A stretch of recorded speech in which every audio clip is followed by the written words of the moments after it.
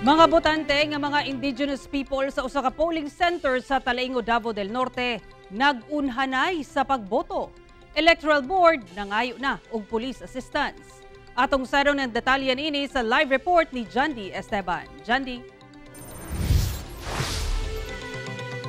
Sargi, sugdan ang pagboto 7 a.m. as scheduled diha sa Barangay Palmahil, Talaingo, Davao del Norte. Apan dihang giablihan na mga presinto, nag-unhanay og sulod ang mga botante. Nagdinut-dutanay ang resulta na dilatar kadiot ang pagboto.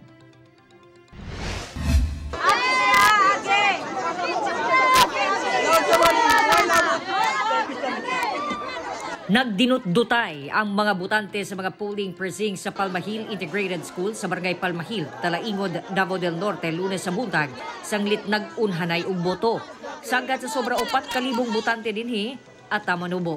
Naglisod matud pa og pagpasabot ang Electoral Board kanila nga maglinya. Busa nangayo na sila og assistance sa otoridad aron mahanay ang pagboto. Inguna ni kalisod ang sitwasyon dinhi sa pagpasabot sa mga registered voters. So kinahanglan na sa mga miyembro sa Electoral Board ang assistance sa pulis ug kasundaluhan aron mahanay ang linya. Sa pikas presinto, mausab ang sitwasyon. Basta kamay lang, hangyo lang mi ha. Kay gipatawag man mi diri kay wala daw agihanan. Gusto na gyudayon sila nga moboto na di na mo agi o pila, gusto na nila tanan. Sagad sa mibutar nanginahanglan og asistor o giya sa pagboto sama sa mga PWD, senior citizen ug sa mga dili kahibalo mobasa ug musulat. Sama ni Anisa, kinsa gidala pa ang iyahang anak sanglit walay magbantay. Nagpagiya siya sa iyahang uyuan nga si Uhani Ibudan. Pa-assist ka? Di ka kabalumag? Sulat, basapod.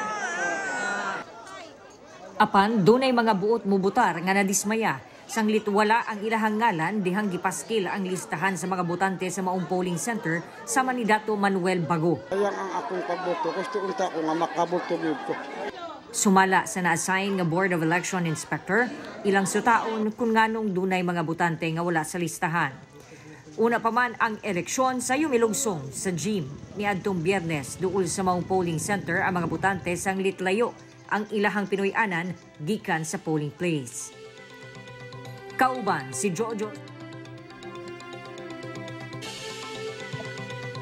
Ang Talaingod dunay 17,400 kapin ka mga registered voters. 3 p.m. sab natapos ang ilahang pagboto diha sa Talaingod ug nahitong generally peaceful ang eleksyon sa maong lungsod.